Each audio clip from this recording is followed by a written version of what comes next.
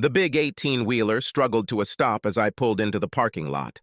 I stopped the truck right in front of the mechanic's garage so old mechanic Ted could inspect it before he went back on the road. I was one of the few drivers for Masters over-the-road trucking service who did not own a truck. If I play my cards right, I will become one very soon. I have enough money to buy the Kenworth truck I've had my eye on for a long time. My name is Charles Bennett. My friends call me Chase. I hate being called Chuck, Chaz, Charlie, CB, or any of the countless other names people try to put on me. I just don't react to them. My mom started calling me Chase when I was 5 years old because all I did was chase everything. It could be my dad, my brother, any girl I liked at school, or even a dog. I loved chasing them. It kind of stuck, and from then on, I became Chase. I opened the curtains in the truck's sleeping compartment to let my passenger and current partner know we were home. "Evie, get your ass out of there or I'll leave you here," I shouted. The figure on the bed continued to snore, lightly, without changing either volume or tone. I smiled and then reached into the small bed cooler and pulled out a bottle of cold ice water. I removed the lid and then raised my hand over the slumbering figure with a mischievous glint in my eyes. As he began to tilt the bottle, just a few centimeters away from seeing chilled water cascade out of it, she spoke. "Chase Bennett, how many molecules are there in one drop of water?" she asked. The voice was of medium timbre, too high for a man, but low for a woman. It was smoky and at the same time somehow prickly. But this voice simply radiates warmth. It was one of those phone sex voices that makes men adjust their shorts and tense their leg muscles. "I don't know, Evie. Probably a hell of a lot. But I'm not a fucking chemist, so what do I know?" I grumbled. I hated it when she asked me questions like that and ruined a good joke. "Well, you should probably Google it to find out," she said in her slow, lazy southern tone, her smoky voice. "Because whatever that number is, that's how many days it will be before you get any of me. If even one drop of this fucking water falls on me," she said. Even as she said this, I noticed that her body had not moved an inch. Her eyes were still closed, and she was still lying comfortably under the thick blankets we kept in the sleeping area. She was facing me, and a few strands of her black, asymmetrically cut raven hair lay across her face. Her skin was pale, and a few freckles dotted her nose and upper cheeks. She was beautiful in that insidious way that some women are. You look at her and she's just Evie, standing there in jeans and brushing her hair out of her eyes. And you don't think there's anything special about her? But when you see her next to a photo of some supermodel and compare her facial features, and then the overall impression, you realize that she looks better. "Well, maybe I'll just get it from someone else," I snapped before my brain was fully engaged. Even as the words left my lips, I knew I had screwed up. Those icy blue eyes opened, and she stared straight at me, as if looking at me through her eyelids. The expression in those eyes hid our difference in age and height. I'm 42 years old, 5'5" tall, and 91 kilograms, mostly muscle from constantly loading and unloading trucks. Evie is 24 years old, barely 5'2" tall, and weighs 46 kilograms, fully clothed and soaking wet. But when she looked at me, a shiver ran down my spine. "You better be talking about your hand, because if it's one of those available girls from the parking lot or any other, I'm going to have to cowboy the crap out of her and make you watch," she said seriously. Evie stretched her little arms up and arched her back, like a cat does. Then she turned to me and looked at the clock on the bedroom wall. "You're on time," she said. "Get in here." There was no mistaking her invitation, and my semi-excitement turned into full arousal when she pulled back the blankets and revealed that, although it was cool outside, she was wearing only very small lace panties. Her gaze was filled with love, lust, and almost hunger as she gave me one of her white-toothed smiles. "Hell no. Not in your life. You'll have to wait until we get home," I said. "The bus leaves in 3 minutes, so get your ass out of here, or you'll have to walk." "It's probably easier for me to walk home from here than it is for you," she said. obviously noticing the state of my trousers. As usual, she was right. I was very excited, but I wasn't going to take any chances. All the drivers and mechanics were still telling me about the last time we were caught having sex in one of the trucks in the yard. I jumped off the truck and began gathering our belongings from the storage containers on the outside of the cab. The yard was next to the parking lot for our personal cars, and from here, I could see my baby. Before I could close the door of the container and collect all our things, Evie came down from the cabin.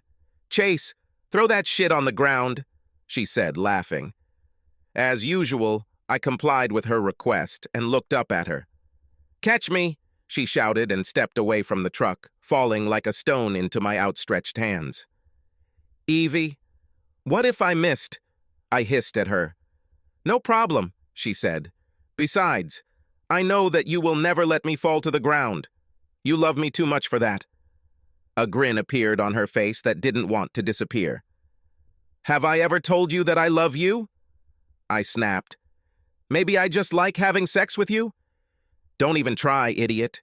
The way you have sex with me means you love me, asshole," she said, as if that explained everything. When she straightened the blanket, I suddenly realized how she managed to get dressed so quickly. She didn't have time. All she did was slip her feet into her favorite moccasins and wrap the blanket around her. "Evie, why aren't you dressed? What if someone sees you?" I asked. "Why should I get dressed? You'll still take everything off me as soon as the door closes, and if someone sees me, it'll probably make their day, so what's the problem?" We walked across the yard, and I opened the trunk of my black 06 Mustang GT while Evie got into the car. She wrapped herself in a blanket so she could open the front door, but made sure there was a layer of blanket underneath. The leather of the seat would probably be too cold for her skin. When I got into the car and started it, the sound of the engine made Evie sigh again. I don't know how the hell she did it, but she put one leg up on the seat, leaned against the door, and turned slightly toward me without taking off her seatbelt. Luckily, the glass was tinted. Otherwise, anyone on my side would have seen what I saw. Evie's beautiful face was thrown back, and she was caressing herself. "Just warming it up for you, Chase," she said, as she put the car in drive and pulled out of the parking lot. I narrowly avoided speeding tickets as I drove quickly toward our small rental home in Virginia Park. Our house, as usual, looked abandoned. We were on the road much longer than at home. Almost before the car even stopped, Evie was out of the car and heading towards the front door, still wrapped in the blanket. As I closed the door and turned to the trunk, out of the corner of my eye, I noticed the blanket sliding off. I forgot about the things in the trunk and ran toward the house. There was no one around, but just in case. Evie was mischievous to say the least. She would undress in the yard without any embarrassment, even if the neighbors were outside. I also knew that several of our neighbors had binoculars and telescopes for just this purpose. I walked over to her just as the blanket fell and threw it back over her shoulders. "You're ruining the mood," she pouted. I quickly opened the door, led her into the house, and slammed the door behind me. Even as I turned to see where she went, I noticed a blanket on the floor at the entrance to our living room. A few more steps, and lace panties were on the floor. "Light the fire," Evie said, smiling at me from the large faux bearskin rug in front of the sofa. "I thought you already lit it," I grinned. "I mean in the fireplace, fool." "I'm cold," she said. I quickly ran to the fireplace and grabbed a bag of kindling for lighting. I lit a few of them and watched the large logs burn for a few seconds. After making sure the fire wouldn't go out, I closed the curtains. Evie was an exhibitionist, but I wasn't. "Chase, take off your clothes," she hissed and began to crawl towards me.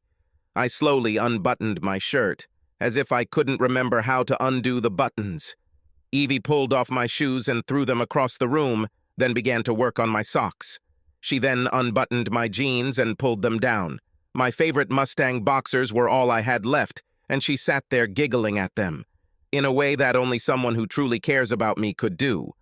She very carefully pulled down the revered underwear and then carelessly tossed it aside. Then she licked her lips and got to work. "Chase, remember when we went to the baseball game a couple of weeks ago?" she asked, gently caressing me. "Oh, yeah, I missed half the game trying to find you food, and when I came back with the best Chicago hot dog ever made, you took a bite of it and said you've had better." I grinned. "Chase, the baseball game was boring as hell," she said, smiling. "I tried to give you a hint. When I said I wanted a hot dog, this is what I wanted." She went back to work. I felt a buzzing in my spine and thought that now it would be good. But it turned out that it was my mobile phone in the pocket of my jeans under my back. Evie caressed me with one hand and took out her phone with the other. "If it's one of your bitches from the parking lot, I'll cut the conversation short," she snapped. "No need to answer the phone, damn it." "Let it go to voicemail," I croaked.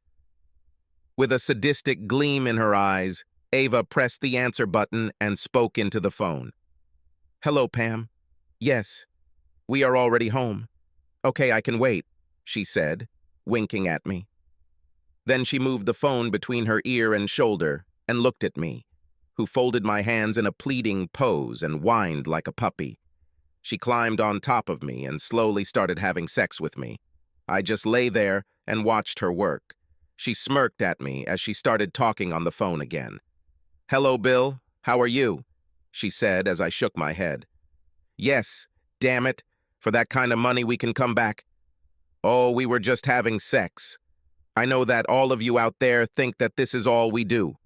Of course, in reality, this is not the case. We were preparing to eat, but we will be able to eat on the road. We need to pack some things and take a shower, so we'll be there in about an hour and a half. Okay, bye." And we continued to have sex. When we finished, she rolled over and rose to her feet, trying her best not to laugh, and then rushed to the shower. "Damn it, Evie!" I shouted after her. "What?" she asked, looking out of the bathroom. Her expression was as innocent as a lamb's. "Evie!" I growled through clenched teeth. "Are you finished yet?" she asked in her smoky voice. "It was a race and you lost. I even gave you a head start. It probably takes longer as you get older, right?" Then the bathroom door closed and I heard her laugh, even as the shower turned on.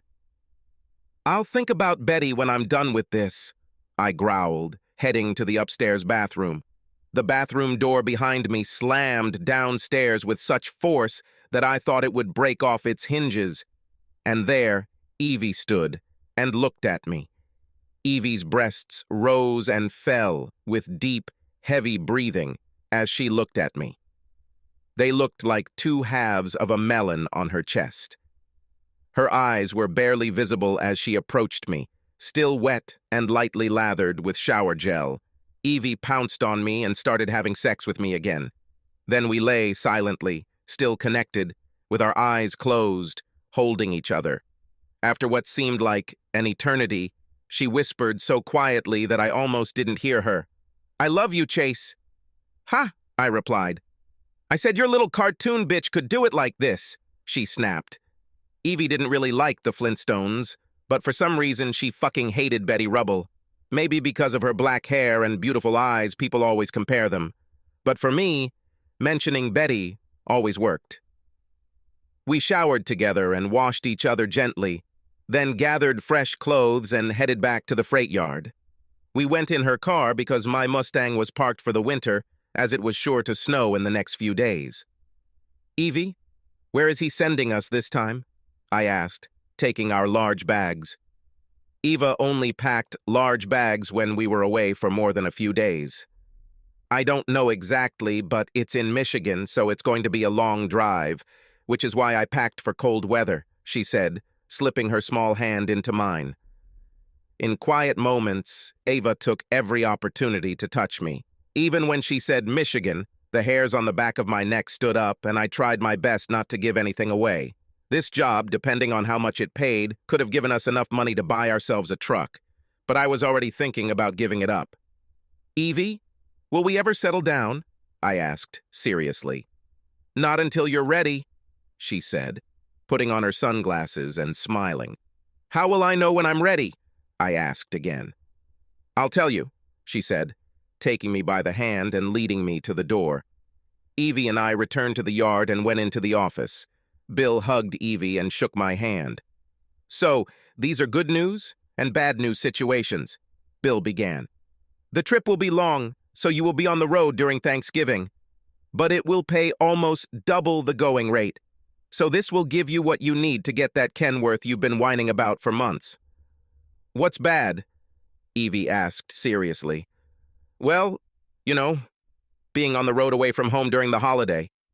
That's why they pay so much, and also why I didn't want to send one of the guys with his family, Bill said quietly. I'm his family, Evie snapped. And dear, I don't know how to cook at all, at least not on the stove. But that's not why he loves me, she continued.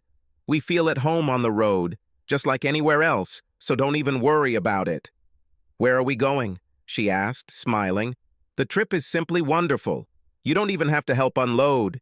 Furniture and medical supplies to Michigan, to the Shady Acres nursing home. Bill laughed. Looks like that TV show. Well, the one where rich people move to the countryside?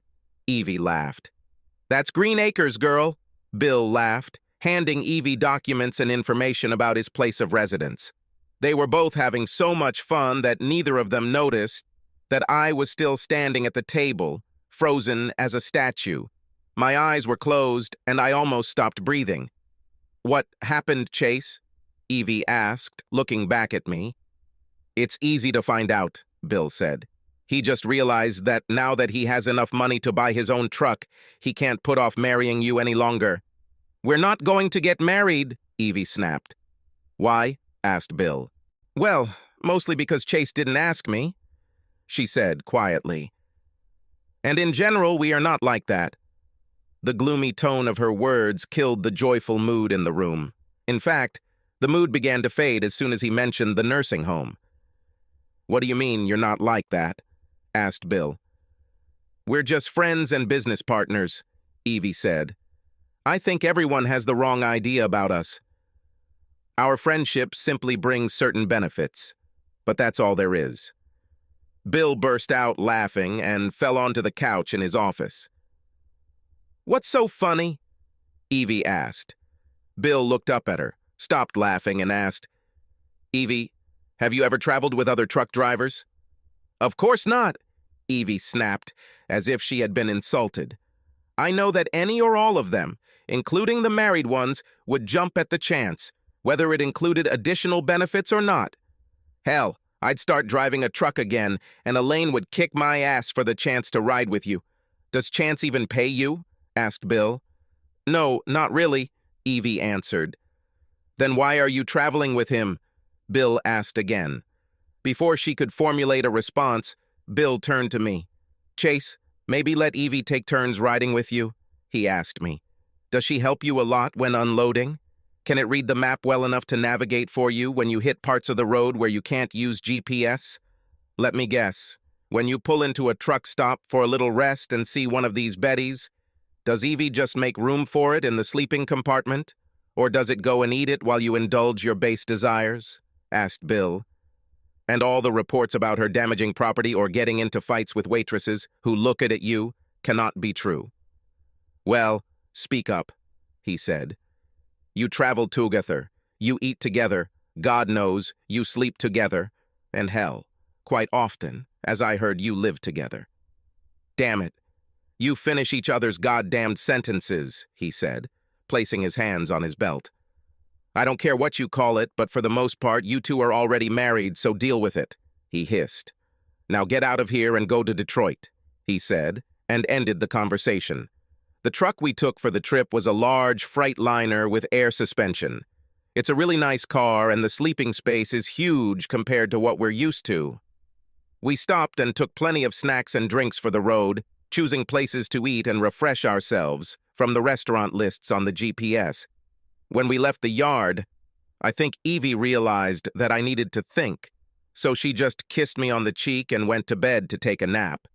Evie would doze for a while and then come back to keep me company and watch with me when it started to get dark, and we needed an extra pair of eyes. Are you a cat or something that requires you to sleep most of the day? I snapped when we got onto the highway. She knew this was my way of breaking the ice and starting the conversation again after my quiet time. We'd been together long enough for Evie to know when something was bothering me. She also knew that there were things I had to decide for myself. "I don't want to upset you, Chase, but something happened to me while we were at home," she said. "What?" I asked, wondering what could happen. All these fucking 3 hours that we spent at home, we were together. "Big bad man fucked, and now I'm so tired and tingling," she said, grinning. "So, I need to get some rest in case he tries to do it again." "Do you think he can?" I asked, incredulously. "I don't know," she said. "But, Chase?" "Yes, Evie," I answered. "I want him to do it because I liked it. I really liked it," she said, kissing me again. Shady Acres Nursing Home. Malcolm Martin, 72, walked rookie Brad Stevens around the house. He would stop and show him where things were and how to find things that might interest him. Shady Acres was a fairly large house with many amenities, and Malcolm enjoyed being the unofficial tour guide. It allowed him to meet new people and help them settle in, as well as giving him something to do. Although Malcolm himself was a resident and not an employee, he had regular duties that, if not performed by him, would not have been performed at all. Many residents considered Malcolm the mayor of Shady Acres. Malcolm showed Brad, who was quite chipper for an 80-year-old man, the entire compound and the entire building from top to bottom. He saved this part of the excursion for last. A long time ago, this would have been the best part of the excursion, but for the last 3 years, it has been the worst. If Malcolm had started here, Brad might not have stayed. Malcolm knocked on the large, imposing wooden door with a sign attached to it. The sign said, "Director," and underneath it there was space for a name. The place was empty, but it was obvious that some name had once been there. Malcolm didn't wait for the knock to be answered, but simply turned the knob and pushed the large door open. Until about 3 years ago, this door never closed. When Malcolm and Brad entered the large office, Brad saw a woman standing motionless near a huge desk and looking out the window. She turned when she noticed someone entering the room and met their gaze. The first thing both Malcolm and Brad noticed was that there was almost no expression on her face. There was only a blank look. She might have once been beautiful, but now she might as well be a robot. Malcolm was used to it by now, but it bothered Brad. It was as if the woman was a fucking zombie. He tried to put this thought out of his head and took a closer look at her features. She was actually quite cute. She had medium-length white blonde hair that fell just below her shoulders and gray eyes. Her skin was very pale, as if she had never tanned. Her body had probably been beautiful once, too, and still was, although maybe a little blurry in the middle. Her breasts were large and inviting, but her legs and butt were a little heavy. A few months of training, and she could be stunning, Brad noted. Perhaps the worst thing about her was her posture. Even as she turned to face them, Brad noticed that her shoulders were hunched, as if the weight of the world was on them. Her eyes seemed to be constantly looking down. "Brad Stevens, meet Anne. She's the director of Shady Acres," Malcolm said. "Co-director," Anne said in a voice like the sound of a nail on a chalkboard, extending her hand toward the newcomer. "Nice to meet you, ma'am," Brad said. Brad shook Anne's hand carefully and noticed that even her hand seemed as cold as the rest of her. Cold and fragile, he thought. To Brad's surprise, the conversation and meeting ended there. Anne simply turned to the windows, and Malcolm led them out of the office. As soon as the door closed, Brad began rubbing his hands and shaking. "Brrr," he said. "What a cold bitch. She has potential, though. I'd love to warm it up. A few years ago, this woman was hot as the sun. If you got too close to her, you got burned. She was the sweetest and most beautiful woman you had ever seen. Slender and gorgeous. You didn't need any Viagra around her. This place looked like a fucking construction site," Malcolm said. "What does construction site mean?" asked Brad. "Because she had so many exciting men around her," Malcolm said, stroking the front of his trousers. "What happened?" asked Brad. "A tragedy in her personal life, which I won't go into, led to her fading," Malcolm said. "This place is good, but not as wonderful as it was." Inside the office, The phone on Anne's desk began to ring. She looked at the display and saw that the ID field had only 3 digits. This meant an internal call. She reluctantly picked up the phone. "Hello," she said languidly. "Anne, there's no way I can handle all these people for Thanksgiving if we don't buy more tables and chairs. Also, the medical laboratory needs materials, and the landscaping team cannot cope with the snow that should fall by Wednesday. We need to do something," said the voice from the phone. "Don't worry, Claudia. Everything is already ordered. If you'd like, I'll email you the statement. The truck should be here by Wednesday morning. You will have enough time to set up the tables, and the crew will have enough time to clear the snow." "If he does," Anne said, and hung up. She turned back to the windows, and in her crisp white blouse and gray skirt, she could easily be mistaken for a statue or an ice carving. I heard the sleeping woman yawn and smiled. I imagined Evie putting her precious iPad in one of the storage drawers in the sleeping compartment. She'll probably start taking off her clothes soon. As if in response to my thought, a woman's hand reached out from the sleeping area and placed tiny black panties on my shoulder. "They'll give you something to think about while you're driving," Evie said. "And I don't want you playing your fucking hillbilly hippie music while I'm trying to sleep. Find me Taylor Swift." That's the problem with living with someone younger than most of my socks, I thought. She has no taste in music. As soon as I heard Evie start snoring, I started scrolling through the channels on the radio, looking for music to drive to. I heard an old familiar tune that I knew Evie wouldn't like, but I turned down the volume and frowned as the singer's deep, mournful voice came through the speakers, threatening to pull me into his melancholic mood. Looking for the pieces of my broken dream. I wonder if the years have closed her mind. It's probably wanderlust or an attempt to free myself from the good old faithful feeling that we once had. Carefree highway, let me slip away from you. Carefree highway, you've seen better days. Morning blues from head to toe. Carefree highway, let me slip away. Slip away from you. A layered barrage of guitars oozed from the stereo system, mimicking the tears rolling down my cheeks. I was completely lost in the emotion of the song. The sadness was good, just what I needed to release the pent-up emotions that had burst free at the thought of returning home. Unfortunately, it was short-lived, as the mood was destroyed by a shrill, smoky voice from the sleeping area. "Chase, damn it, turn that shit off!" Nobody died, so there's no need for a fucking funeral. If you like listening to this shit, at least play it backwards so you can get your dog and your truck and your house back, Evie said. "Find me some good damn music. Something with a fucking rhythm." Despite my disappointment, I smiled because Evie never let me wallow in sadness. She always lifted my spirits no matter what. And although I never said it, I hoped that she knew that I loved her with all my heart and soul. I decided that instead of being afraid of what might never happen, I would focus on the positive. On how to finish this damn transportation and buy yourself a truck.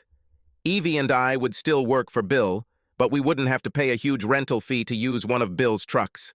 Of course, if the truck breaks down, we will have to pay for it ourselves, but overall, we would earn much more. And maybe they could actually settle down. I couldn't believe I was even thinking about this after what happened last time. I knew that Evie considered me her savior, but in fact, it was she who saved me, and more than once. While she was snoring on the bed, I remembered our meeting. I was just about to pull out of the Wichita parking lot when a figure appeared in my path. The small figure ran as fast as he could, but the 2 larger ones were catching up with him. I jumped off the cab and did what I do best. I chased them. When he caught up with them, the figure they were chasing stumbled. But they never got to her, because I grabbed both of them by the scruff of the neck from behind and pulled them off their feet. Then he stood between them and the smaller figure and clenched his fists. I was bigger than both men. They stood up, sputtering and smoking. One of them raised his hands as if they were knives. I took a martial arts course while in the military, and I didn't like the way this guy stood. The little guy looked like he knew his stuff and was recovering from being knocked down, so I decided to get this over with quickly.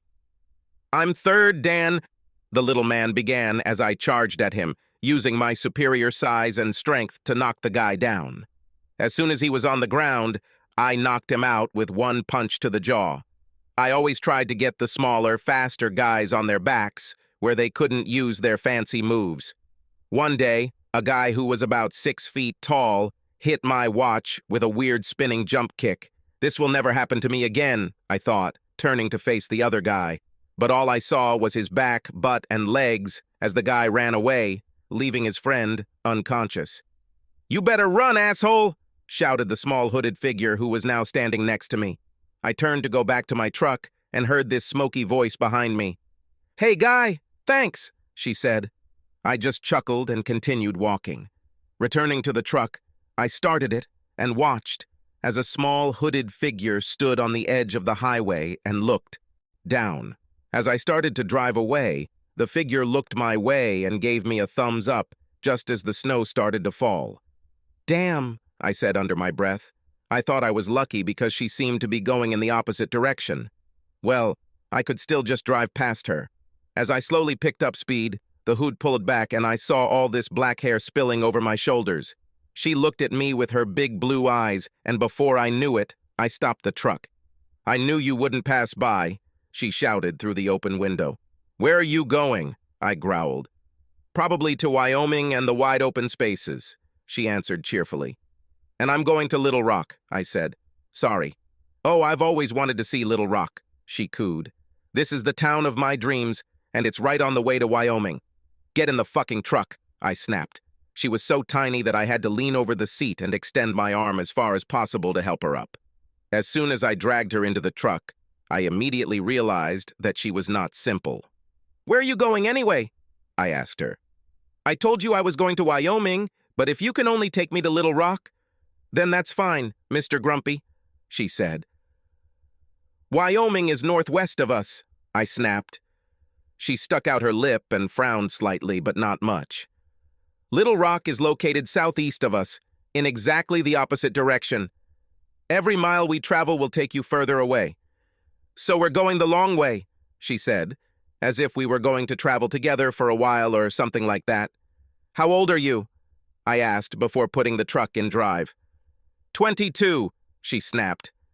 "Mr. Policeman, do you want to see my ID?" "You can bet your sweet ass that it is," I snapped back. She reached into her backpack and pulled out her driver's license. Her name was Evelyn Sanders, and she was indeed 22 years old. She leaned back in the seat next to me and set her backpack on the floor. Then, for some reason, as I started driving down the road, she just spoke to me. Do I really have a sign on my forehead that says, "Please talk to me"? She moved from one place to another, and for almost a year, I could not understand what she was running away from. But she worked at a truck stop as a waitress or something until she got enough money to move on or until she got a ride. She had hardly worked in the last week and the money had run out. She met these two idiots, and they offered to feed her. "I'm not a fool," she said in a smoky voice that sounded like cigarettes and alcohol. But in fact, it was what God gave her. I immediately asked them what I would need to do for food and travel. "The karate guy," she said, laughing as she remembered how I knocked him onto his ass. "Said it was a way to balance the scales. They have money, and I don't. So to balance the scales, they are willing to share. I later found out that I also had to balance the scales," she continued. "I have a woman's private part, and they don't, so I had to share." She turned and looked at me like she was taking inventory or something, and I couldn't look at her and drive at the same time, so I looked away. She giggled slightly, and then leaned back and closed her eyes. "How do you know?" she asked. "How did I know what?" I answered. "That I really have a sweet ass," she said. "It's covered by my jacket, but it's really sweet. That was 2 years ago, and we haven't looked back since. We had problems at first. We both needed to overcome trust issues. Her problems stemmed from running away from an abusive family, and mine come from distrust of everyone, especially women. She seemed to trust me to a point from the beginning, but it took weeks to get past that initial level. Almost a month passed before I stopped asking her if she wanted to go her own way, starting in the next town over. This was the beginning of our first quarrel. It all started innocently enough. We were transporting several rolls of paper to Wyoming, and as we approached the state line, I remembered what she had told me originally, and to start a conversation, I asked, "Is there a specific place you want me to drop you off in Wyoming?" "I can go out wherever you want to leave me," she said quietly. I looked at her, and for the first time since we had been together, I saw that she was crying. I felt like an ass, and didn't talk about it anymore. The first time we stopped in Wyoming, I noticed that she had taken her backpack out of the car. She only did this when we were in places where there was a laundry service, so I knew something was up. I saw her talking to some creepy fat guy, and he looked at her and smiled. They turned towards his car, and I saw her flinch as he hugged her. I dropped the things I was taking out and walked up to them just before they got into his car. "If you don't keep your fucking hands off her, I'll kill you," I growled at him through clenched teeth. "Dude, she came to me," he whined. "If you don't want your daughter to ride with me, just tell me and I'll leave." "I'm not his daughter." Eva smiled. "I'm his girlfriend, but he wants to leave me." He got into his car and drove out of the parking lot. "Why did you drive my fucking car away if you want me to leave so badly?" Evie snapped, attacking me after the guy drove away. "You said you wanted to go to Wyoming. We're in fucking Wyoming." I snapped back. "Well, you did your job, getting us here, so I'm just leaving so you don't have to put up with me anymore, since I'm such a burden to you," she said. "Did I say you're a damn burden?" I asked. "Do you have any problems?" asked a state trooper who approached us while we were yelling at each other. "No problem, officer," I said. "You bet your ass there is a problem," she said. "He drove my fucking car." "Okay, guys, can I look at the documents?" said the policeman. I took out my driver's license and handed it to him. Evie did the same. He thanked us and looked at the cards. "You are 40 years old, sir, and your daughter is 21, so technically you are both adults." "I know it's hard, sir, but sometimes we have to let our children make their own decisions. At 21, by law, if she wants to go out with someone, you can't stop her. But you, young lady, needs to listen to your father. He clearly cares about you and just doesn't want you to get hurt," the policeman said. "Have a nice day and try not to swear. This is an area where there may be children." For more than a minute, we just stood and looked at each other. Neither of us spoke. "Why did you send him away?" she asked. "Because he was creepy and looked at you like he was hungry and you were a damn steak," I snapped. "And because you actually didn't want to go with him.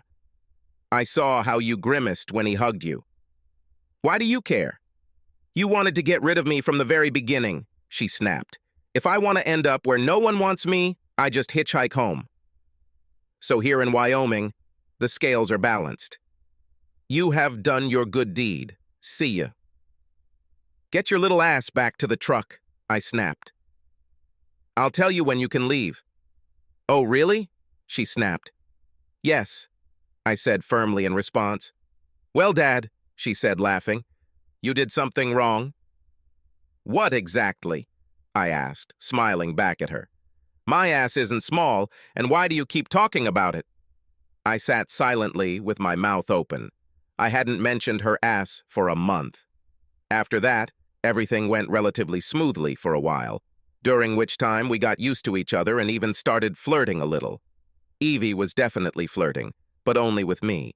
Whenever we stopped, she always made sure she was dressed from head to toe. I think her time on the road alone taught her to be as inconspicuous as possible and not try to attract attention to herself. I had a few friends in places I frequented, and we ended up having to make some adjustments. There was a waitress named Sarah in Tucson. The first time Evie and I were there, we had been traveling together for about 4 months. At that time, Evie and I had never touched each other. I don't mean sex. I mean we never came into physical contact in any way. That freak in Wyoming had more contact with her than I did. Sarah saw me get out of the truck and walk into her diner, and she rushed to hug me. Then she gave me a quick kiss and asked what I wanted to order, just as Evie sat down at the table. They looked each other up and down and just got down to business. "Chase, you didn't say you had a daughter," Sarah said, trying to make sense of the situation. "Chase, I didn't know you liked old ladies," Evie snapped. "I'm no more his fucking daughter than you are his grandmother." Are you trying to kiss all the men in this hole, or just mine? Evie, calm down. Sarah is my old friend, I said quickly, wondering how things got out of control so quickly. The food here is great. Let's just grab a bite and get back on the road. As far as I remember, it was you who wanted to stop, I said cheerfully. Sarah tried to compose herself and left after I told her what to bring Evie. After Sarah gave our order to the chef, she sat down at the counter. Evie went into the ladies' room and asked me to play a song on the jukebox. Which song? I asked, perplexed, because we had never talked about music. Just play something I like, she said. You need to start learning what I like. I walked over to the jukebox, wondering what the hell she meant. The jukebox was one of those modern ones that plays MP3s. I hadn't been there more than a minute when Sarah came up to me, put her hand on my shoulder and ran it down my back. I still don't remember if it was more than just a friendly touch because it was over so quickly, with all the flying glass and screaming. Evie came out of the ladies' room, saw Sarah come up to me and put her hand on me, and just grabbed the nearest thing she saw. It turned out to be a wrench that one of the clients put on the table. The wrench hit the jukebox inches from Sarah's head, followed by Evie. Sarah probably outnumbered Evie by about 20 kilos, but Evie was furious and heading our way. I intercepted her, grabbing her by the waist and leading her to the truck. After which we returned to the restaurant to pick up our food and pay the owner for the glass in the front of his jukebox. We'll never go back to this hole again, Evie snapped, as I pulled the truck onto the road. But the food is good, I said, trying to change the subject. The next time that bitch puts her hand on you, I'm gonna throw more than just a wrench at her, Evie snapped, taking the bag of food and throwing it out the window. She then reached out and placed her hand over mine as I shifted gears. The touch of her hand was the first time I had touched another person in almost a year, and this cemented the bond between us. I don't know when it started, but at that moment I realized that something was happening between me and Evie. I remembered her words to Sarah. It passed me by at first. She said, "Do you kiss all the men here, or just mine? When did I become hers?" "I'm sorry, Chase," she said, touching my arm again. "It's not as bad as it will be," I answered. "You threw our food out the window, so we'll have to live on potato chips for the next 200 miles. Even after that incident, it was over a year before we actually had sex. We slept together in a bunk bed off and on for months before this happened. We were waiting out a snowstorm in Ohio. For safety reasons, the roads were closed. We played a few video games and listened to some music before I told Evie I was going to take a quick nap so that when the roads opened, I could drive longer to try to get us somewhere closer to schedule. We lay next to each other in a sleeping place. I was wearing jeans and a flannel shirt. Evie was wearing sweatpants and a t-shirt. We always kept it warm and cozy inside the truck. I woke up in the middle of a dream because I dreamed that someone was licking my neck. When I woke up, I discovered that this was not a dream. Evie took off her sweaters and sat next to me in just panties and a t-shirt. She licked my neck very gently, and then, seeing that I woke up, she began to caress my lips. Then, while giving me little kisses, she started trying to unbutton my pants. "Evie," I started. "Shh," she said. "Don't ruin everything." She pulled my pants all the way down, taking my boxers with them. Then she climbed on top of me and started really kissing me. She pulled down those tiny panties and sat on me. I am 40 years old and have already been to this quarter several times.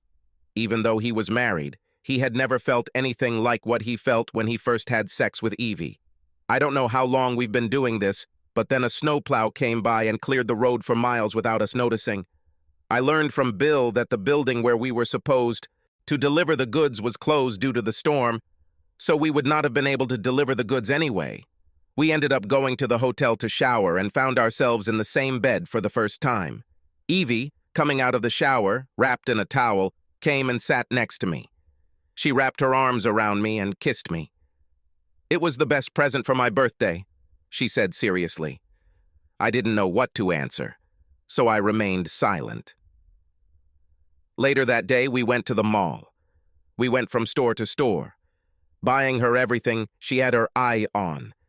When they left one of the stores, Eva's mouth dropped open. She told the older woman behind the counter to stop checking out items. "I know what you're trying to do," she said. "I don't need any of this crap." "Evie, I'm not trying to get rid of you," I laughed. "Oh, then it's even worse," she said. "You already gave me a gift this morning, and now you're trying to sell me a bunch of crap and take it back." "Evie, what the hell are you talking about?" I asked. The old lady behind the counter asked, "What did he give you this morning?" Evie simply leaned towards the woman and then patted me between my legs through my pants. "He gave it to me this morning," she grinned. "And now he's trying to replace it with some clothes and other crap." "I wouldn't do that either," said the woman. "You better make sure he's not trying to give it to some other girl." My thoughts raced through the months that turned into 2 years that Evie and I were together. The truck traveled several miles. We had just crossed Michigan when Evie climbed out of her sleeper and climbed back into her seat. "Damn it, Chase!" she snapped. "Because of you, I missed 2 whole states." "We'll pass them on the way back," I said quietly. Evie was on a mission to get us to have sex in every state.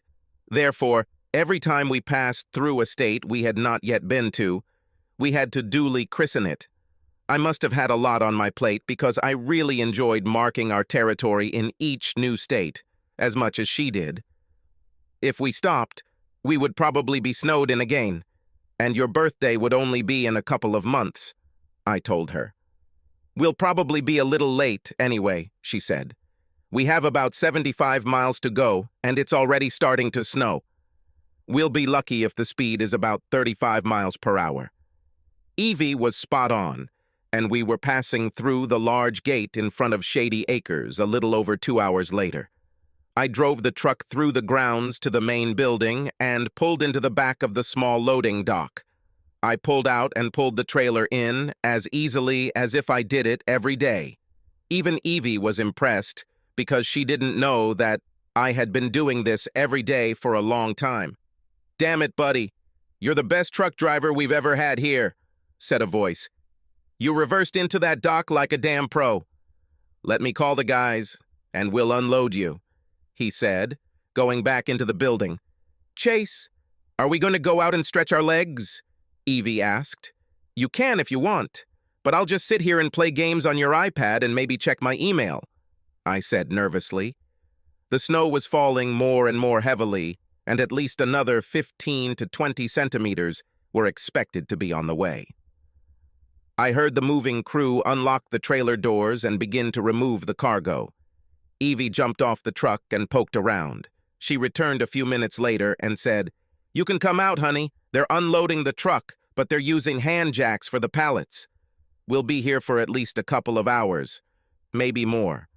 I reluctantly climbed down and stood by the truck, the hairs on the back of my neck standing on end as I waited for the inevitable. "Hey, trucker," began a voice that I hadn't heard for almost 3 years. "The roads are closing, and our director told me to offer you a room for the night. You can rest and don't let the crew rush to unload your car." "It's okay. We're okay," I snapped. "Chase, you're being rude," Evie said. "Of course, we'll take a room." Then, lowering her voice, she said, "Chase, we didn't do this in a hotel room in Michigan, and this place is as big as a fucking hotel. Besides, I think while we're here we should stretch something other than our legs." Immediately after the girl's words, Malcolm had a funny feeling. He walked over to look at the man, but his back was to Malcolm. "You're just lovely," Malcolm said to Evie, taking her hand. Almost instantly, I covered the distance between us and slammed the old man into the wall. "Keep your fucking hands off her, Mal," I growled. Hearing the noise, a couple of guards came running. I looked at them warily but did not let go of Malcolm. "Chase, buddy, you're hurting me. I'm not as young as I used to be," Malcolm shouted. "Chase, honey, let him go," Evie said. "He just wanted to shake my hand. He is old and harmless." "Let him go, mister," said the first guard. "Or will you hire a policeman?" I grinned. "You don't have a gun. Hell, you don't even have a baton. Are you sure the $7.50 an hour you're making is worth it?" The guard looked at Chase and thought. "Go and get Ann," he said to his partner. "Oh shit," I thought, let go of Mel and headed towards the cab of my truck. Malcolm was rubbing his neck where Chase had grabbed him. "Chase, where are you going?" he asked. Malcolm honestly didn't understand what was going on here. The last time he saw Chase, they were best friends. Mel considered Chase his son. None of this made sense to him. But the miracle Malcolm prayed for happened. "Evie, get in the truck. We'll unhook it and come back tomorrow for the trailer," I shouted. "Chase, the roads are too bad," Malcolm said. I was almost there. A couple more meters, and I would have reached the truck. A few more seconds, and I would have been in the safety of the cabin. And all this, the very thing I had been afraid of since Bill told me where my destination was, could have been avoided. This also could have been avoided if I hadn't grabbed Malcolm, but I wasn't going to let that old bastard get away with it again. Evie also headed towards the truck. She didn't know what was going on, but if her man said to get in the truck, she got in it. Ann Bennett arrived at the loading dock moments after hearing some crazy truck driver slam Malcolm into the wall. Few things evoked such a reaction from her now. Some thought that she had simply lost the will to live, but the news of the danger threatening a man who was not just one of her guests made Ann shudder. Malcolm was her friend, and had been for a long time, even before her husband left her. Back in the days when the two of them put every effort into making the twilight years fuller and happier for their charges. Back when there was nothing they wouldn't do for the people they cared about. People whose own children sent them to such places because they didn't have the time or interest to take care of them themselves. When Ann saw the large man on the platform, she understood why security had called her. He was large, but there was something familiar about him. As soon as she stood on the platform, she recognized him, and her brain began to malfunction. This can't be true. She screamed as her mind checked what her eyes were saying. "Chase!" She ran towards him as fast as she could. Nothing should stand between them. There was nothing standing except for one cantankerous brunette with a smoky voice. "Wait, Grandma, how do you know Chase?" Evie said, holding out her hand warningly. "Chase, who is this little girl?" asked Ann. "The same little girl who will beat your fat old ass if you call me a little girl again," Evie snapped. Ann tried to get around Evie, but the girl got in her way no matter how she moved. "Chase, why did you try to hurt Mel? He was like a father to you. Why did you leave us? Where the hell have you been?" asked Ann. I just turned and looked at her coldly. "Yes, exactly," I snapped. What the hell kind of father he was, too. I just didn't want him to touch Evie with his dirty hands. Just because my last woman was a cheating bitch doesn't mean Evie is one, too. He won't be able to get this one, damn it. I'll cover his old ass with dirt first, and all the other old bastards, too. "I won't leave this time," I yelled. More employees and many residents came to the noise and screams. Those who had been here for some time, both staff and guests, immediately recognized me and stared as if I had risen from the dead. "Maybe we should move this to somewhere more private," Malcolm suggested. "You two should probably talk." "He won't go anywhere alone with that old brat," Evie hissed. "Chase, the snow is still falling and the roads won't be cleared until tomorrow morning," Ann said. Her thoughts were still preoccupied with her husband's sudden appearance. She didn't care why he left her, or where he was, or how many women he slept with. All that mattered was that he came home to her, and she wouldn't let him leave her again without a fierce fight. Her entire adult life had been spent in love with this man, and this freckled, jet-black-haired tramp would never take him away from her. "Why don't we prepare rooms for you and your friend?" "A room and a girl," Evie snapped, interrupting her. "What are you talking about now?" asked Ann. "You said rooms, Grandma Moses," Evie snapped. "We only need one room, and I'm not his fucking friend." "Well, maybe I am his fucking friend because we have sex a lot, but I'm his girlfriend. Who the hell are you?" "I'm his wife," Ann snapped. Everyone was quiet for a while. Evie was stunned into silence. I was as angry as ever, and old wounds were reopened. Malcolm was shocked by my sudden return home, and Ann was trying to figure out what she could do to keep me here, and why I had left in the first place. An hour later, the four of us were in the room that Ann had given us. Malcolm and I sat down across the table from each other. Ann sat down next to me. She seemed to be trying to get as close to me as possible. She hadn't touched me yet, but it was inevitable that she would try, and probably soon. To prevent the carnage that would likely erupt when this happened, I stood up and walked across the room to where Evie was nervously pacing the floor. I put my hands on her shoulders and pushed her onto the bed. "Evie, you shouldn't be nervous," I said. "I was afraid to come here, but now that we are here, we can get this over with so we can move on." "But I don't want to live on without you," she whined. "Chase, Don't worry," I said, interrupting her. "Everything will be fine. You were right. We should have stayed in the damn truck. The tractor alone weighs more than 8 tons. The snow could only slow us down. We could pull off the road and wait it out like we always do," she said. "Next time, Evie," I said, gently brushing the hair out of her eyes. "Will there be a next time?" she asked, catching my hand and holding it. Before I could answer, someone knocked on the door and then entered. It was an elderly woman with a tablet for notes. Her brown hair was streaked with gray, and her smile radiated health and happiness. She came up to us, took me and Evie by the hand, and led us to the table where Anne and Malcolm were sitting. "I'm Bertha McKinney," she said, "a psychiatrist. Not that any of you are crazy, but Anne asked me to lead this meeting to try to maintain a positive attitude. Does anyone here object to my presence?" she asked. "Why do we even need this damn meeting?" Evie asked. "Why don't you guys just unload our truck and we won't bother you? Better yet, we'll come back and wait in our truck and you guys just knock on the side when you're done and we'll get the fuck out of this asylum." "I can understand your reluctance to participate, miss," Bertha said, "but there are some of us here who have a lot of very important questions that we would like answers to. And since the snow is accumulating so quickly, none of us are going anywhere anyway. Let's start with a simple question, Mr. Bennett. In addition to my resident counseling duties, I have been working with your wife for the past several years, trying to help her cope with her problems. She was clinically depressed for a long time. Of course, this was caused by your unexpected departure. Would you like to talk about it or say something?" "No," I said and laughed. "It's over. It was crap anyway." "What the hell are you talking about?" Anne screamed. "You just left me here 3 years ago." Without saying anything, we were happy. I loved you then, more than anything in the world. And I know that you loved me. We had a wonderful life. Don't you dare call it crap. You probably really think that since I was stupid then, I'm stupid now, I said.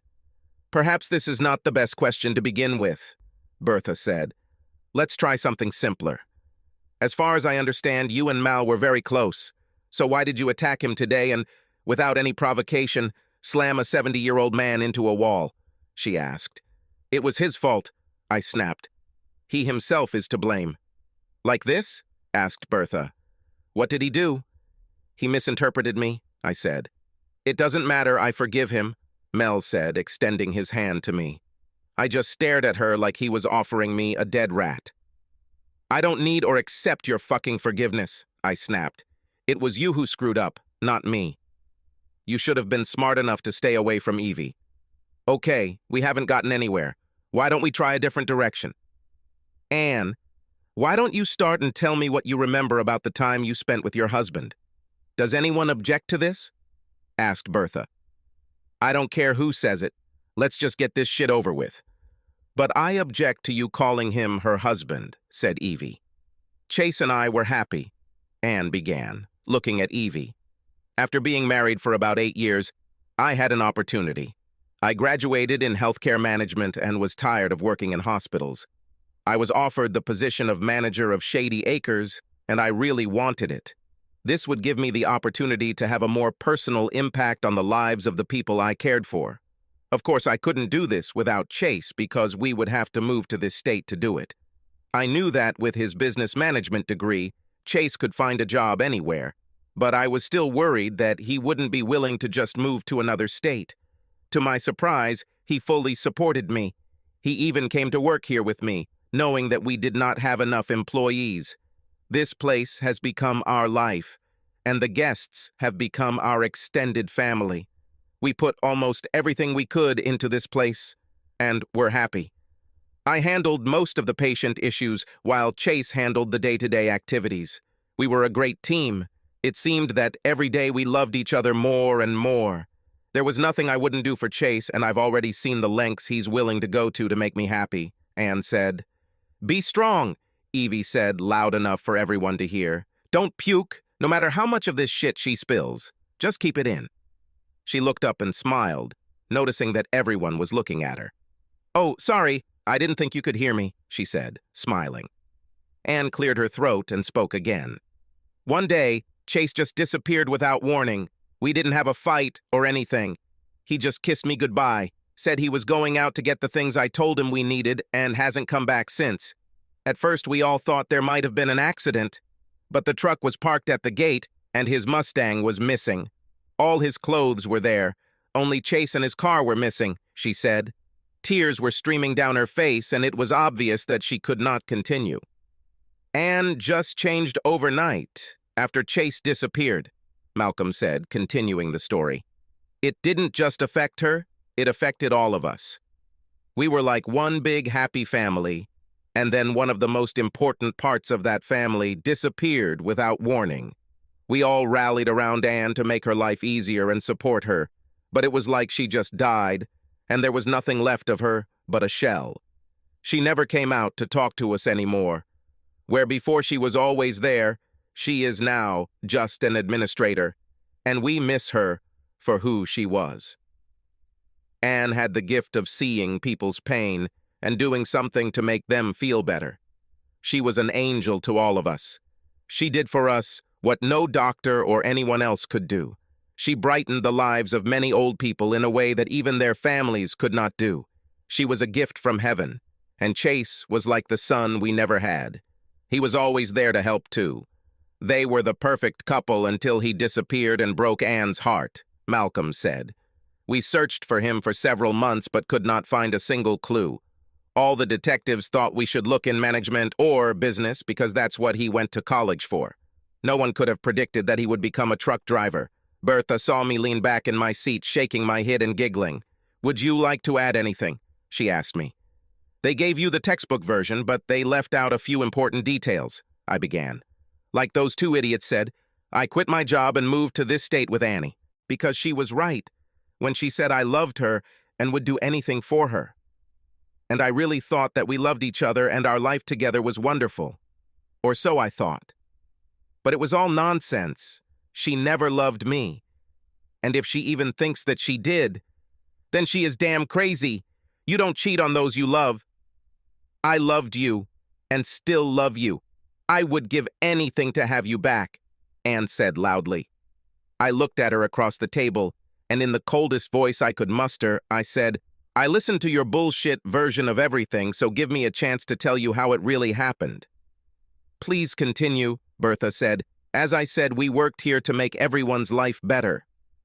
We did everything possible for the guests. Anne was constantly throwing parties and trips, doing everything she could to make this place better, but she went too far.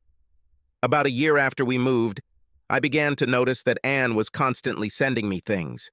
It didn't bother me because I wanted to help in any way I could, but sometimes I wondered why she never sent anyone else. I looked around the table and noticed that everyone in the room was looking at me, and it was so quiet that I could hear the snow falling outside the window. It so happened that one day I went on one of these little trips, and before I had gone far, I noticed that I had forgotten the list that she had compiled. I turned the truck around and drove back. I didn't want everyone to joke that I was getting old, and the first thing I was losing was my memory. You know how the stories start about how your memory is bad at first, and you need a list to remember what you need. Then someone has to remind you that you had a list. So I decided to just go back to the office, take the list, and go on my way, not paying attention to anyone. First, I needed to make sure there was no one in the office, so I tiptoed through the house. I thought I was a fucking ninja, that's how I moved. I slid around the corners and made sure no one noticed me. Then, when I finally found myself near the office, I noticed a line of 5 or 6 residents outside the office. I didn't know what the hell was going on, so I watched. The door opened and Claude Jenkins came out. He was a bitter old bastard. Even at 85, he never had anything good to say about anyone but Anne. And I began to think, I knew why. When Claude left the office, the next old man immediately came inside. I went back outside and crept up to the edge of the building. I looked into the office, and my heart sank and almost stopped. There was my wife, my best friend, my soulmate, the woman I gave up my fucking job and career for and moved across the country so she could follow her dreams. She was bent over her desk with her skirt hiked up at her waist like a $2 chick, and my best friend Malcolm owned it. Bertha's surprised gasp and the shocked looks on the faces of everyone present made me pause. "But I can explain everything," said Anne, starting to cry. "Sorry," I said, "but it's still my turn. I'm almost done, and then Evie and I will leave here." Evie stood up and took my hand because she saw that I was having a hard time, but I needed to let it all out after all this time of holding it inside. I couldn't think of a single reason why Anna would betray me in this way. As I already said, we never quarreled. I did everything she asked because I loved her very much, even things I didn't want to do, because it was better to be a little unhappy than to risk losing her. Our sex life was great. We rarely missed a night. At least that's what I thought. However, looking out the window, I noticed one thing. Anne leaned over the table, allowing them to have her from behind. She had not allowed me to do this with her for a long time, and I missed it. You can't tell it now because she's gained weight, but Anne used to have the most beautiful round ass in town, and I loved watching me control her between those perfect balls, but she just didn't feel comfortable in that position. Now I know why. She saved this position for her geriatric entertainment. It was more like a train. Remember the dance TV show from the 90s, Soul Train? So Anne was the conductor of the old men's train. I think I had a lot of ways to deal with it. I could go there and beat the crap out of a lot of old people. But what would that do? I was younger and stronger than all of them combined. I could go there and slap Anne. But I've never hit a woman in my life. I stood and just watched her, not seeing the expression on her face, but obviously this had been going on for a long time. And that's why she always sent me to the city for everything. We all make choices every day in our lives, and I think Anne chose those old people over me and our marriage. So, since this was what she wanted and I had experience giving her what she wanted, I simply left the truck keys in the dining room and headed to the garage. My Mustang is not the standard 4.6-liter V8. I swapped the engine for one of the Ford racing engines, a larger displacement V8 with a choke. It produces approximately 462 horsepower through a MagnaFlow exhaust system. It's pretty fast, but also pretty damn loud. I almost never drove it at the time because when I started it, it could be heard throughout the house, and Anne would run out and tell me to turn it off. I just drove away and never looked back. But, Anne began. "It's still my turn," I snapped. I was pretty angry for about a year. Didn't talk to anyone. I didn't need friends or anything else. I thought about what I did or where I went wrong, but I just couldn't figure it out. God, how I missed her. But after a while, even this faded away. I began to realize that, as I said, we all make choices, and Anne chose to ignore my feelings and possible consequences in favor of what she did. So, I could either cut myself off from life or just move on. I started looking at women again. The first one was probably Ruby in Memphis because she looked like Anne but younger and had bigger breasts. Having sex with her in every way seemed to give me the closure I needed to just leave the marriage behind me. I paused because two women were looking at me with angry eyes at the same time. "Our marriage is not over, Chase," Anne snapped. "We can and will work things out. You don't understand." She started to say something else, but was interrupted. "Shut up, Grandma. He's done with you," Evie snapped, looking at me with fire in her eyes. "I knew that bitch was after you. Next time we go to Memphis, I'm going to fuck that bottle blonde. Those breasts aren't even real, Chase. If my breasts are not big enough for you, then you will be better off with Grandma. Her breasts are probably waist level when she takes off her bra, but at least mine are real." "Can I please finish?" I asked loudly. Since neither Evie nor Anne objected, I looked at Bertha and then at Malcolm, who had his head down and couldn't look at me. I didn't file for divorce because I decided that if Anna wanted, she could pay for it herself. I also didn't think I'd ever get married again, so I didn't need it. I simply refused any job that required me to go to Michigan for a while. Then, when all the car parts started coming here and here, I decided it was stupid and just didn't take any jobs in Detroit. I was just starting to feel human again. I had a new life, a few friends across the country, nothing serious, but life was good again. There was still a little loneliness in my heart, but I decided that it was just lingering traces of feelings that I had left for Anne. I heard her sob softly as she did so. Then I met Evie. She was brash, rude, angry, and insanely jealous, the complete opposite of Anne. She's too young for me, and we have absolutely nothing in common. We constantly argue about everything and everyone. I don't know how or why we haven't killed each other yet. Oh, wait, I know. It's because I love her like there's no tomorrow. She took away all the pain I received from Anne and made me whole again. All this time I avoided coming here because deep down I was afraid to return. I was afraid that I would feel like I had given you everything I had and it still wasn't enough. I looked straight at Anne as I said this. But suddenly it doesn't matter what you think, Anne, because Evie is my life now. So if we run into you, then so be it. I was no longer afraid. Then we got here, I saw Malcolm, and when he touched Evie, I just lost it. I won't apologize to you, Mel. I'm sure you understand why. But it's over. And that's my sad little story, I said and stood up. Come on, Evie. The unloading should have been finished by now. Let's hit the road. Evie stood up to follow me, and we both stopped when Anne jumped up in front of the door and said, "Wait!" Evie and I looked at her silently. Bertha was still in shock and couldn't say anything, and Malcolm was still sitting at the table, muttering to himself. "You do not understand," said Anne. "Don't you want me to explain it to you?" "No," I said, and headed towards the door again. "Let her speak," Evie said. "We have already heard so much. We can hear the rest, so that it all ends." Evie and I sat back down at the table. Before Anne could begin, Malcolm burst into tears. "Sorry, Chase. I didn't mean to hurt you at all. You weren't supposed to find out. It was stupid," he said. "Great," I snapped. "I wasted my life and lost my marriage because of stupidity. Chase, I love you so much that I still sit by the window day after day waiting for you to come back. If you hadn't shown up today, right now, I'd probably be sitting there waiting for you. I knew that a love as strong as ours could not fade, and that you would return," said Anne.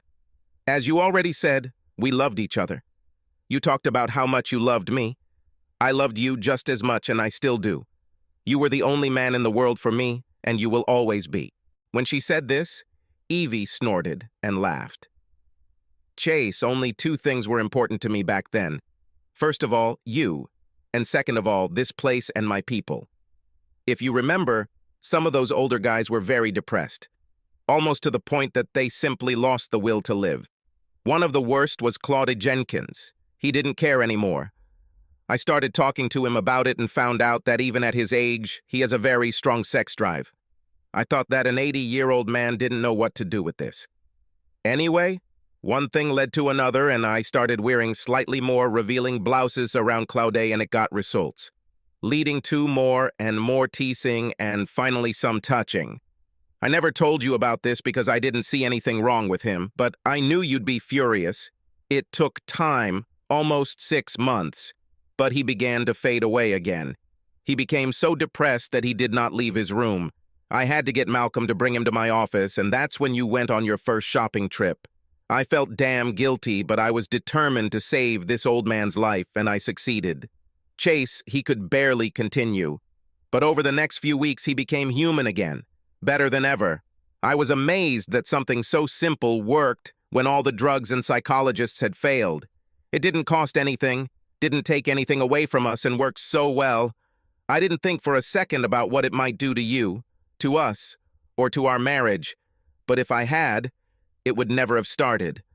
I was just so happy that it worked. And I thought that if it works for him, well, you know the rest. I didn't take anything from you. I didn't like them, just giving them a taste of what you got every night. And she only did this while leaning over the table because she didn't want to see them or think about it. But with you, I stopped doing it in this position for two reasons. Firstly, I didn't want to do the same thing as with them, and secondly, I liked to look into your eyes when we made love and see all your love for me, she said. When I was with them, I didn't think about anything except what was happening. It was easy because, let's face it, they were old people. It's not like they were going to rock my world or anything, but they loved it. Every night with you, I just wanted to completely focus on all the love we had for each other. I never thought you'd find out, and it was only supposed to be temporary. Everything just got out of control. I'm so sorry, Chase. Until now, I didn't know you saw it. You must have been devastated. All this time, I thought you just ran away because you were tired of me, especially when he showed up with her. Can you ever forgive me? Yes, I said. You are forgiven. Evie stood up, clearly angry, but sat back down when I looked at her. And what about me? Malcolm asked, looking at the floor. He clearly felt guilty. Mal, we were friends, and good ones, I think, I said, turning to him. Mel, do you believe in God? I asked. Yes, he answered. I go to church and pray often. I'm getting old and I don't know when I'm going to die, so I need to be prepared. Well, Mel, I said, smiling at him, I hope it's soon and I hope you know you'll be rotting in hell for a long time. Isn't coveting your neighbor's wife one of the 10 fucking commandments? No, damn it. I don't forgive you and I won't forgive you. But this is water under the bridge. I once thought I would never get over Anne, but I did. And coming here was an important step. Now I can get a divorce and stop living in this fucking past. I heard that there is a special part of hell reserved for adulterers, I added. You have a wonderful life, Anne. I'm serious. We could have had her, but you put other men in front of me. I would still like for us to be friends someday, but it will take time. Don't be surprised. As soon as I return home, I will immediately file for divorce. I hope you can move on with your life, too. I'm sure you'll meet someone else. And this time, I hope you won't lie to him or hide anything from him. I touched her shoulder gently as I opened the door and walked down the hallway with Evie following behind me. Even through the closed door and in the middle of the corridor, we could hear Anne crying and Bertha and Mel trying to comfort her. Cheating and hiding the truth always has a way of coming back to bite you in the ass, and I guess Anne finally had to face that. But perhaps her motives for cheating were pure to some extent. Maybe she started out with the best intentions and really just wanted to help. But they say the road to hell is paved with good intentions. Maybe I'm the bad one because I don't care why she did what she did, and we both ended up losing a little. I think because I am the only one who survived it and was the first to move on, it might seem like I won. But in this situation, I'm not sure there is a winner. I was happy now, but I sincerely wished only the best for Anne. It made me think a lot about life and love as I walked to my truck. First, I realized that there are endless possibilities for all of us. It is quite possible that I would never have found out about Anne's betrayal, and we could have lived happily for the rest of our lives. There is also the possibility that I could find out about this, meet her, and forgive her. But in reality, I am not that kind of person. It's not about how strong my love for her is. It's about the fact that for some people, myself included, love requires trust and loyalty. Anne ruined both, and for whatever reason she ended our marriage. If I could get her back, I would never trust her again. And I also know that neither she nor I would respect me anymore. I would no longer be the man she married. And I wouldn't like looking in the mirror either. And speaking of mirrors, Anne should have stayed in my rear-view mirror. The seat next to me belongs to Evie. A few minutes later, we were back in our truck, warming up the engine. Evie lay on the bed and looked down at me, naked as usual. Even the snow stopped falling. Hey, before you start snoring, I need to tell you something, I said. Yes, I already know, she snorted. Grandma has bigger breasts than me. It's true, I said, but it's not that. Evie, I love you more than anyone and anything in the world. When I get divorced, will you marry me? I already knew that, asshole, she snapped. How can you ask me to marry you when you don't even have a fucking ring? Come back when you're ready. I need to sleep. Evie, look at me, I said. I couldn't believe it, but her cheeks were wet. Evie, why are you crying? I'm not crying. Damn it. There's something in my eye. Let's get out of here so you can buy me an engagement ring, you damn tightwad. As soon as I put the truck into gear, I heard on the radio that the snow warning had been canceled and the highways were open. I flipped through the channels looking for some good driving music and found a familiar song blasting through the speakers, leafing through the pages of those times that I love most. I wonder if she does the same. Now what I call life, it's just satisfaction. I know that no one is to blame. Carefree Highway, I gotta see you, my old love. Carefree Highway, you've seen better days. Morning after blues from head to toe. Carefree Highway, let me slip away from you. This time the song didn't make me sad. I had dealt with the past, and it no longer made me feel terrible. I looked out the windshield at the road ahead and began to lose myself in the music. Chase, damn it, turn that shit off. Subscribe to our channel so that your second chaff doesn't cheat on you, and go ahead and listen to the next story, because this story is nothing compared to the next one. If you're under 18, don't even think about listening to the next one.